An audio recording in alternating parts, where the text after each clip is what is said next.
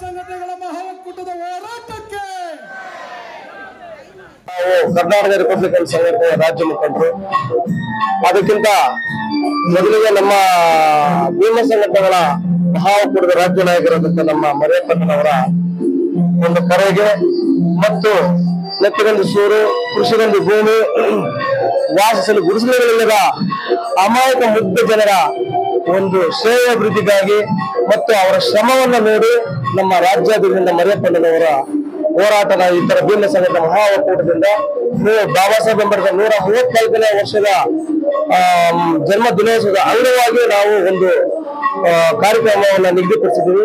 ಆ ಕಾರ್ಯಕ್ರಮಕ್ಕೆ ತಾವು ಭಾಗಿಯಾಗಬೇಕು. KRS ಸರ್, ನಾವು ಶೇಕಡ 100% ನಾವು ನಿಮ್ಮ ಒಂದು ಭೀಮ ಸಂಘದ ಒಕ್ಕೂಟಕ್ಕೆ ನಾವು ಬೆಂಬಲ ಕೊಡ್ತಾ ಇದೀವಿ. ಜೊತೆಗೆ ಈ ಕಾಂಗ್ರೆಸ್ ಸರ್ಕಾರ ಏನಿದೆ, ಕಾಂಗ್ರೆಸ್ ಸರ್ಕಾರ ನಾವು ಒಂದು ಸಂದರ್ಭದಲ್ಲಿ ಸಂವಿಧಾನ ಉಳಿಯೋದಕ್ಕೆ ಕಾಂಗ್ರೆಸ್ ಪಕ್ಷವನ್ನು ನಾವು ಗೆಲ್ಲಿಸಬೇಕಂತ ಹೇಳ್ಬಿಟ್ಟು ನಮ್ಮ ನಾಯಕರು, ಹಿರಿಯ ಮುಖಂಡರು, ಅವರ ಆದಿಯಲ್ಲಿ ಬೆಳೆದು ಬಂದಿರ್ತಕ್ಕಂಥವ್ರು ನಾವು ಕೂಡ ಅವರ ಆದಿಯಲ್ಲಿ ಬೆಳೀತಾ ಇರ್ತಕ್ಕಂಥವ್ರು, ಅವರ ಶ್ರಮದ ಫಲವಾಗಿ ನಾವು ಅವರ ಹಿಂಬಾಲಕರಾಗಿ ಅವರ ಹೋರಾಟಕ್ಕೆ ನಾವು ಬೆಂಬಲಿತರಾಗಿ ಮತ್ತು ಅವರ ಹೋರಾಟಕ್ಕೆ ನಮ್ಮ ಒಂದು ಎಲ್ಲಾ ಸಹಮತಗಳನ್ನು ನೀಡಿ ಕಾಂಗ್ರೆಸ್ ಸರ್ಕಾರ ಬಂದ್ರೆ ಸಂವಿಧಾನ ಉಳಿಯುತ್ತೆ, ದಲಿತ ಅಸ್ಪೃಶ್ಯರು ಏನಿದ್ದೀವಿ ಈ ಅಸ್ಪೃಶ್ಯತೆ ಅಂತ ಕೊಡುತ್ತೆ ನಾರಿರ್ತಕ್ಕಂಥ ಈ ಅಸ್ಪೃಶ್ಯತೆ ಜಾತಿ ಏನಾದರೂ ಸ್ವಲ್ಪ ಮಟ್ಟಿಗೆ ಆದರೂ ಸುಧಾರಿಸುತ್ತೆ ಅನ್ನೋ ಒಂದು ನಿಟ್ಟಿನಲ್ಲಿ ನಾವು ಅದನ್ನ ನಮ್ಮ ರಾಜ್ಯ ಮುಖಂಡರುಗಳ ಜೊತೆ ನಾವು ಕಾಂಗ್ರೆಸ್ ಪಕ್ಷವನ್ನು ಗೆಲ್ಲಿಸಿದ್ವಿ.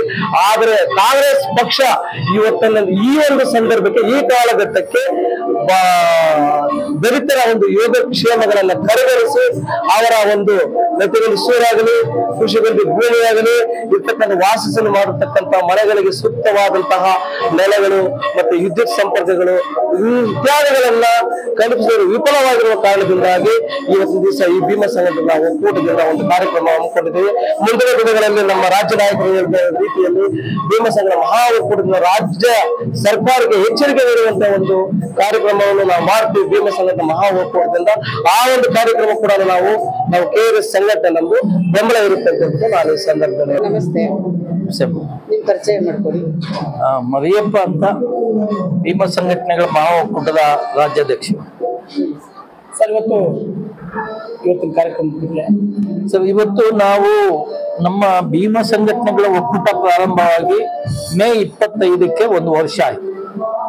ನಮ್ಮ ಸಾಧನೆ ಏನು ಅಥವಾ ಇದೇ ಸಂದರ್ಭದಲ್ಲಿ ನಾವು ಬಾಬಾ ಸಾಹೇಬರ 134ನೇ ಜನ್ಮ ದಿನಾಚರಣೆ ಮಾಡಬೇಕಾಗಿತ್ತು.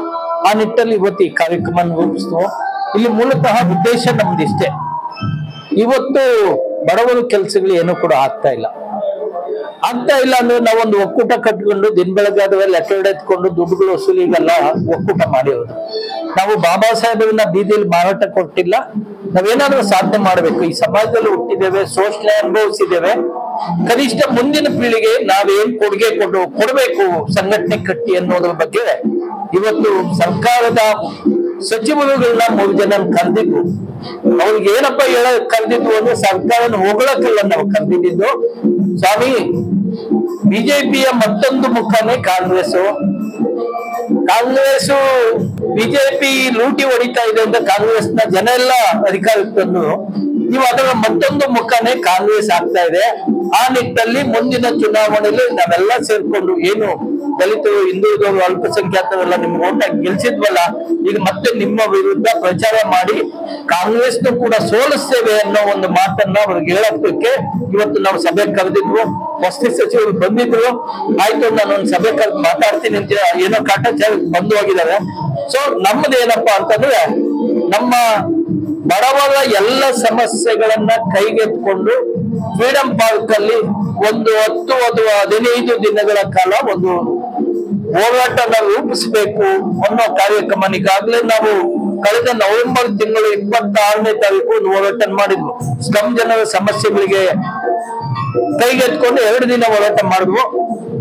ಸೊ ಅದೊಂದು ಸಭೆನೂ ಆಯ್ತು ಮಿನಿಸ್ಟರ್ ಜೊತೆ. ಆದ್ರೆ ಕೆಲಸ ಯಾವ್ದು ಕೂಡ ಸಕ್ಸಸ್ಗಳು ಆಗ್ತಾ ಇಲ್ಲ. ಇವತ್ತು ದುಡ್ಡಿರೋ ಕೆಲಸ ಆಗ್ತಾ ಇದೆ, ಬಡವರದ್ದು ಏನೇ ಕೆಲಸ ಇದ್ರು ಕೂಡ ಚಪ್ಪಲಿ ಸಮಿತಾ ಇದೆ, ಕೆಲಸಗಳು ಆಗ್ತಾ ಇಲ್ಲ. ಅದಕ್ಕೆ ಒಂದು ಸರ್ಕಾರಕ್ಕೆ ಎಚ್ಚರಿಕೆ ಕೊಡಬೇಕು ಅನ್ನೋ ನಿಟ್ಟಿನಲ್ಲಿ ಇವತ್ತಿನ ಕಾರ್ಯಕ್ರಮ ರೂಪಿಸಿದ್ದು ಮಾಡ್ತಾ ಇರೋದು ಕೂಡ. ಇವತ್ತು ಅಂತಿಮವಾಗಿ ನಾವು ಮುಂದಿನ ಹೋರಾಟದ ರೂಪುರೇಷೆನ ಏನ್ ಮಾಡ್ಬೇಕು ಅನ್ನೋದನ್ನ ಫಿಕ್ಸ್ ಮಾಡಕ್ಕೆ ಇವತ್ತಿಲ್ಲಿ ಜಯಂತಿಯನ್ನ ಮಾಡ್ತಾ ಇದೀವಿ. ಆ ನಿಟ್ಟಲ್ಲಿ ಸರ್ಕಾರ ಎಚ್ಚೆತ್ಕೊಳ್ಳಲ್ಲ, ಅದು ನಮ್ಗೆ ಕನ್ಫರ್ಮ್ ಆಗಿದೆ. ನಾವು ಹೋರಾಟದ ರೂಪುರೇಷೆಗಳನ್ನ ಏನ್ ಮಾಡ್ಬೇಕು ಅನ್ನೋದನ್ನ ಇವತ್ತು ತೀರ್ಮಾನ ಮಾಡಿ ಮುಂದಿನ ಸರ್ಕಾರದ ವಿರುದ್ಧ ನಮ್ಮ ಧೋರಣೆ ಸಂಘಟನೆಗಳು ಯಾವ ರೀತಿ ಇರಬೇಕು ಅನ್ನೋದನ್ನ ನಾವು ಫಿಕ್ಸ್ ಮಾಡಕ್ಕೆ ಇವತ್ತು ಬಂದಿರೋದು ಕೂಡ. ಈ ಆಚರಣೆ ಕೂಡ ಅದಕ್ಕಾಗಿದೆ. ಕರಿಯಪ್ಪ ಅಂತ